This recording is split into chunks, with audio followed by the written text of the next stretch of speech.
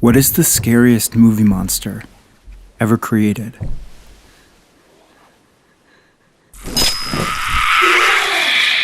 We might first think of the Xenomorph from the Alien franchise, or Pale Man from Guillermo del Toro's Pan's Labyrinth,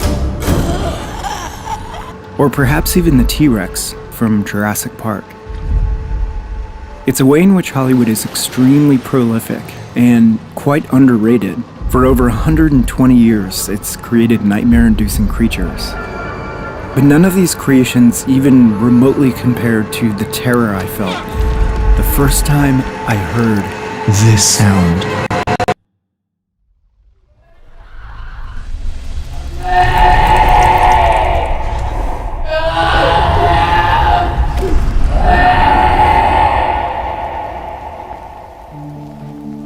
This is the mutated bear from Alex Garland's Annihilation, and it haunted my waking dreams for what seemed like weeks after I saw the film. Annihilation takes place in the alien-induced Shimmer, a shroud of mutations on time, biology, and mental clarity, all emanating from a lighthouse, the location of the aliens' arrival.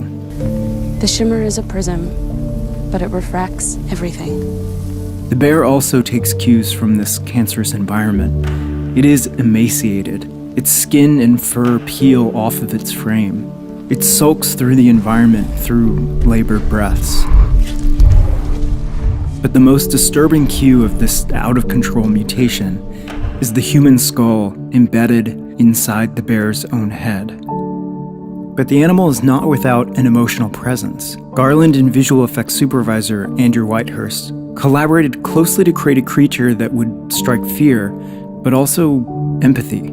The behavior of the monster has something odd about it, because it's primarily in a state of sort of despair and pain rather than anger. But why choose to create a monster that engenders connection? I think the best way to explore this is to develop a deeper understanding of what horror films tap into, psychologically. Our unconscious personality, we have hints, we have certain ideas, but we don't know it really. Swiss psychiatrist Carl Jung thought that the most powerful stories were filled with metaphors for what he called the collective unconscious. He called these symbolic representations of ancestrally shared human behavior archetypes. There is still good in him. He's more machine now than man, twisted and evil. And our stories are still filled with these exaggerated characters, like the magician, the sage, and of course, the hero. I will take the ring to Mordor.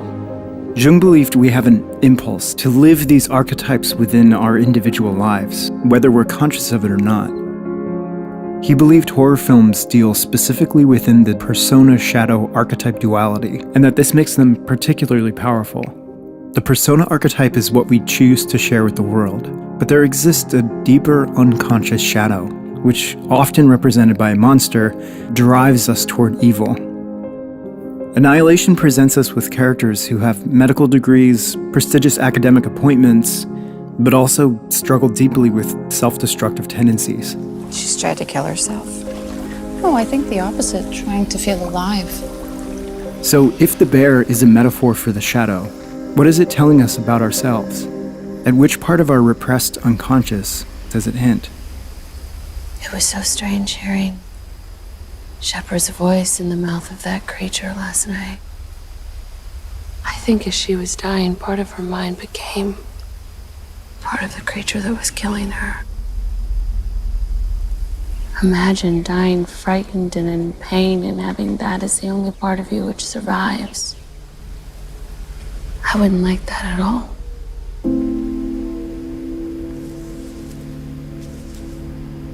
I think it's the fear we've lived with our entire lives. The greatest unknown. What happens when we die?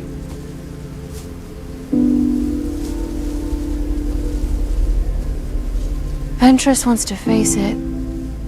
You want to fight it. But I don't think I want either of those things.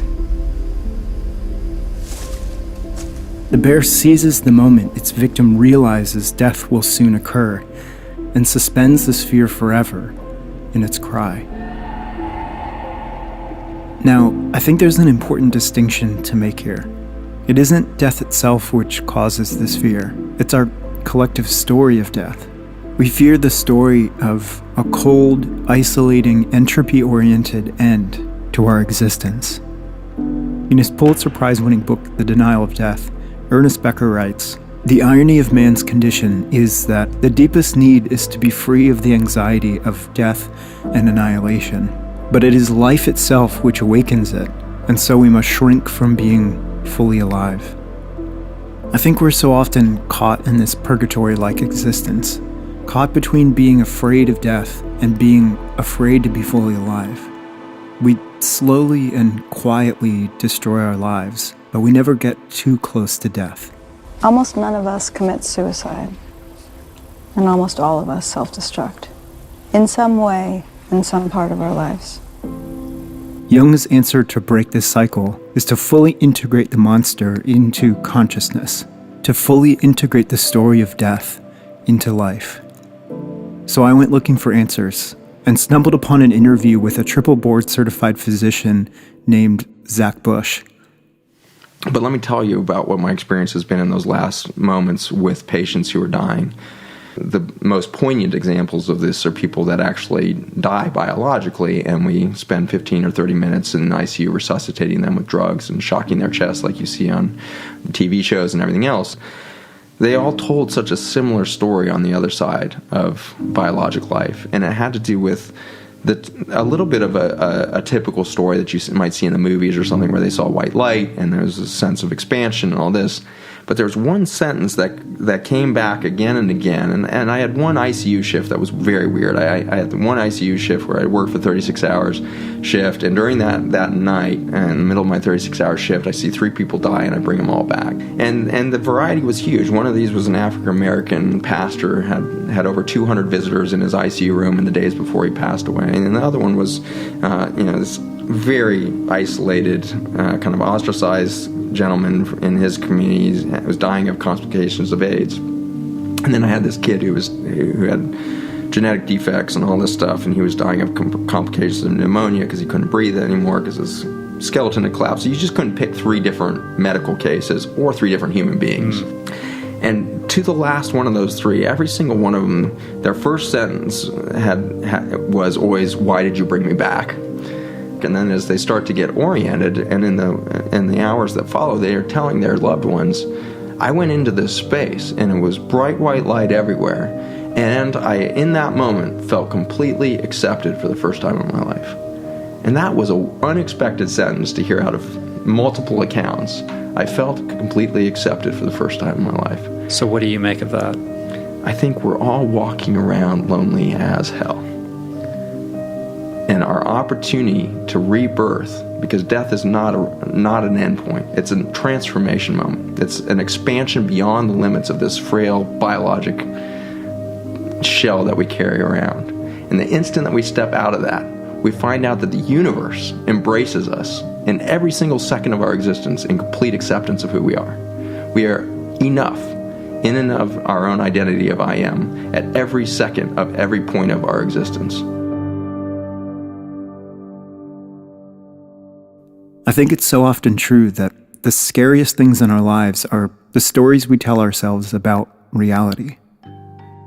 Our purpose, or lack thereof, our impending fate.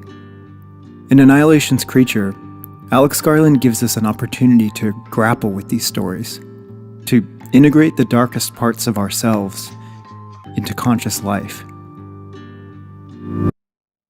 Or maybe it's just a bear that's really fucking scary.